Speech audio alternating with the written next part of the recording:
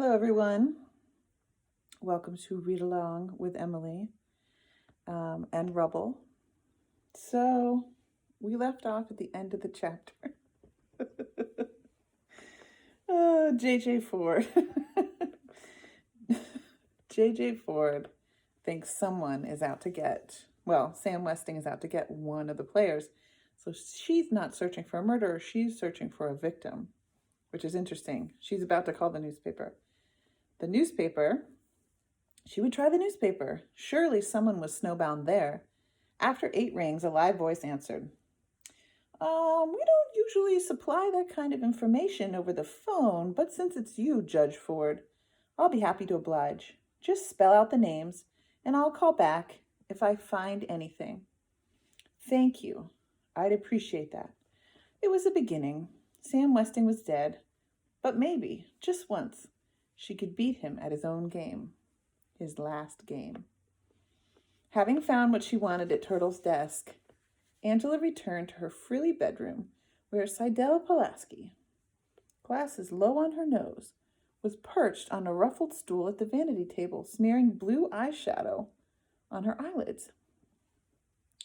First we tackle our own clues, the secretary said, frowning at the result in the threefold mirror.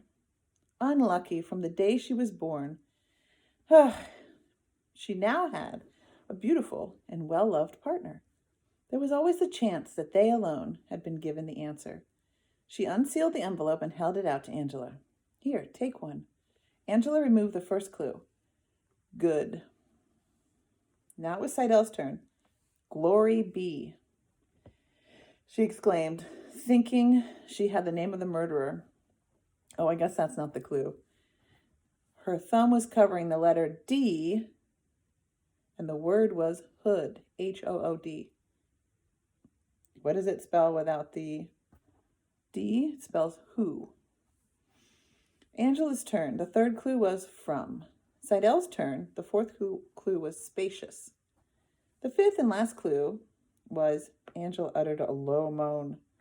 Her hand shook as she passed the paper to her partner. The fifth and last clue was Grace. Grace, that's your mother's name, isn't it? Seidel said. Well, don't worry. That clue doesn't mean your mother's a murderer. The will says it's not what you have, it's what you want. It's not what you have, it's what you don't have that counts. The secretary had not yet transcribed the shorthand, but she had read it through several times before, hiding the notebook in a safe place. By the way, are you really related to Mr. Westing? Angela shrugged.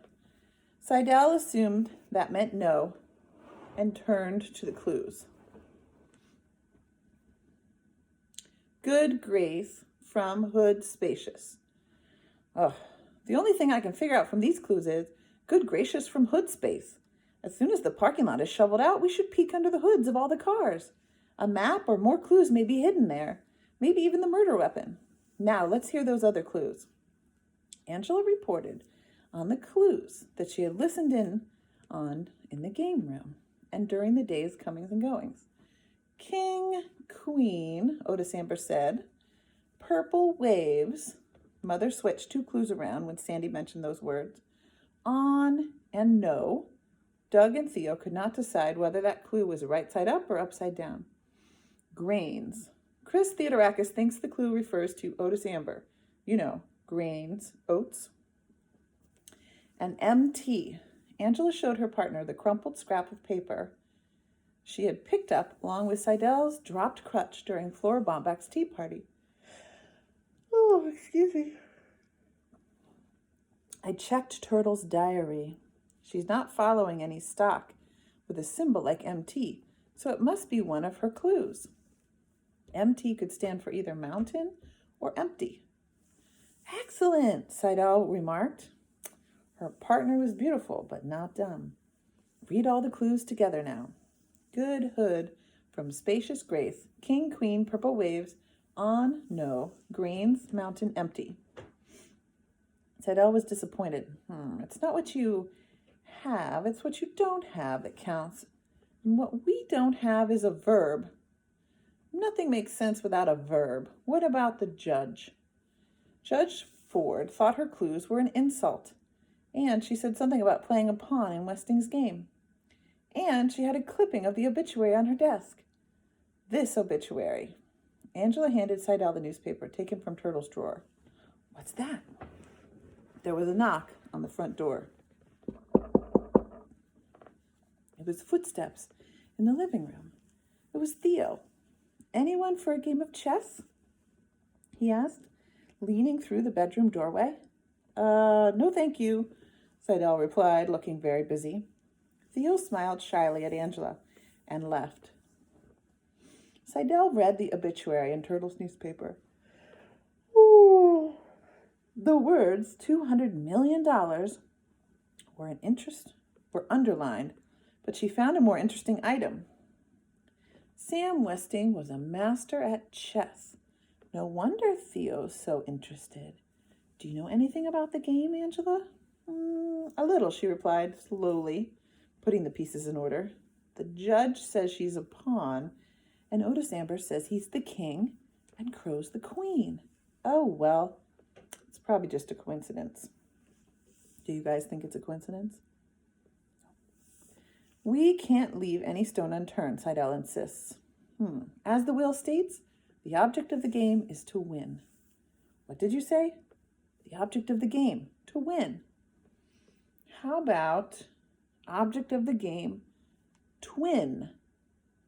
Maybe the murderer is a twin. Twin? Seidel liked that. The only problem would be getting the murderer to admit that he or she was a twin. Let's go back to my apartment. It's time I transcribed those notes. Angela helped Seidel to her feet and nervously peered in both directions before stepping into the hallway. Seidel chuckled at her timidity. There's nothing to be scared of, Angela. Westing was murdered for his money, and we're not rich yet. We won't be rich enough to be murdered until we find the name. And by that time, we get the money from the estate, the murderer will be locked up in jail. In spite of the impeccable logic, Angela still looked back over her shoulder several times on the way to apartment 3C. Strange, Seidel stood before her open apartment door. She had slammed it shut on leaving, but she had not locked the deadbolt. After all, not even a burglar could get into a snowbound building, unless... Angela, too frightened to notice that Seidel ran through the apartment with her crutches in the air, found her apartment in the bathroom, frantically tossing dirty towels from the hamper. Seidel Pulaski stared into the bare wicker bottom, then sank to the rim of her bathtub, shaking her head in disbelief. Someone in Sunset Towers had stolen the shorthand notebook. Chapter 9, Lost and Found. Early the next morning, a typed index card was tacked to the elevator's back wall. So here's a little card. It says, Lost. Important business papers of no value to anyone but the owner. Please return to Seidel Pulaski, 3C. No questions asked. The shorthand notebook was not returned, but the idea of a bulletin board in the elevator was an instant success. By late afternoon, the elevator was papered with notices and filled with tenants facing sideways and backwards, reading up and down. Lost. Silver cross on filigreed chain, topaz pin and earrings, gold-filled cufflinks. Return to Grace Winsler Wexler, 3D. Reward. All players willing to discuss sharing their clues come to the coffee shop tomorrow at 10 a.m. Next one. Whoever stole my Mickey Mouse clock better give it back. Just leave it in the hall in front of the apartment, 3D, when no one's looking. Turtle Wexler.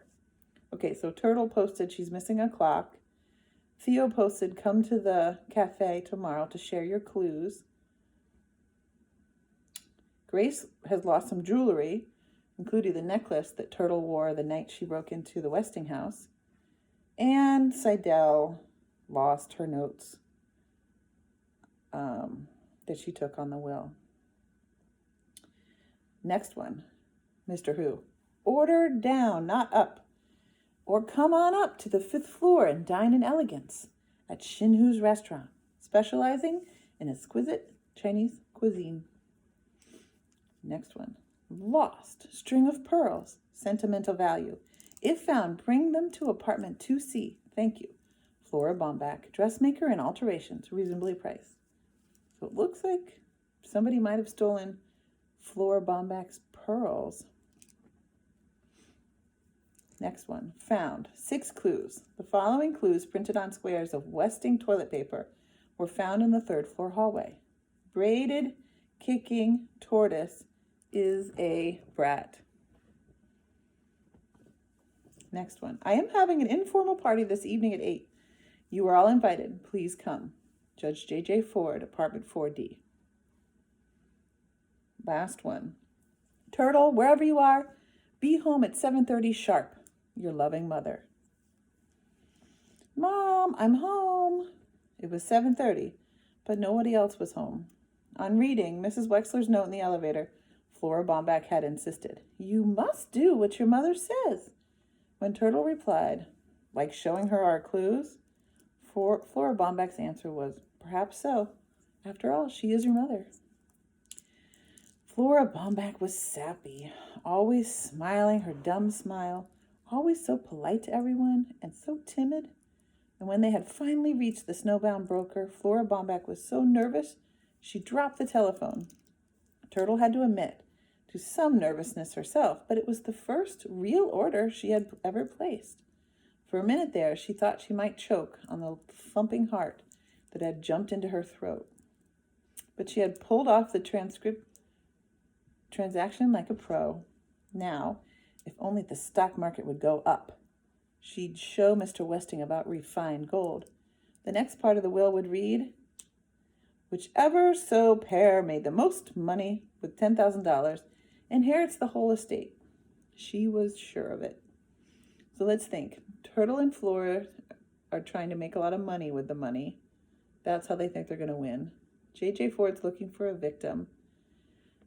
Seidel Pulaski wants to look under the hoods of everyone's cars. And Angela wants to look for who has a twin.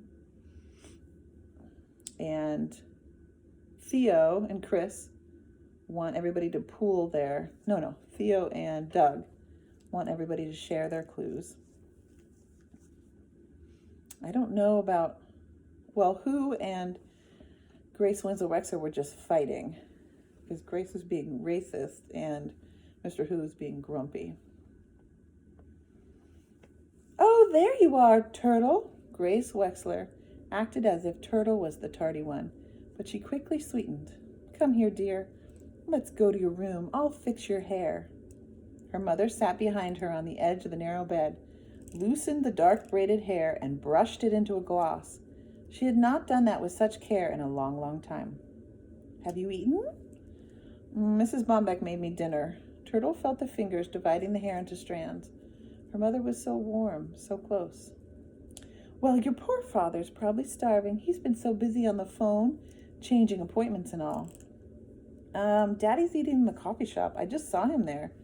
Turtle had dashed in, shouting, "The braided tortoise strikes again," and kicked a surprised Theo in the shin. It was Doug Who, not Theo, who had made the sign. Her mother twisted the 3 strands into a braid. "I think you should wear your party dress tonight. You look so pretty in pink." Pretty? She had never used that word before. Not about her. What's going on?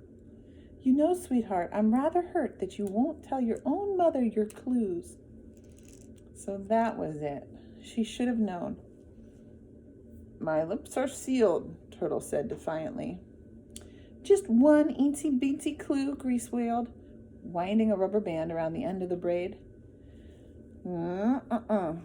Turtle said through sealed lips. Angela came into the small room and tugged Turtle's braid.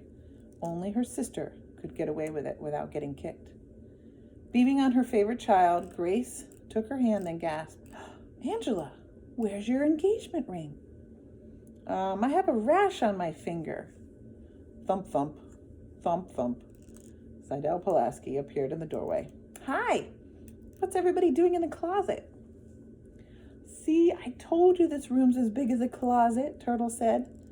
Grace ignored the complaint. It did no good being nice to that ungrateful child, never satisfied, always whining about something or other. Oh, hello, Miss Pulaski. That's where we're going to stop. And we'll pick up again tomorrow. Bye-bye. Happy April Fool's Day. Ruff, ruff.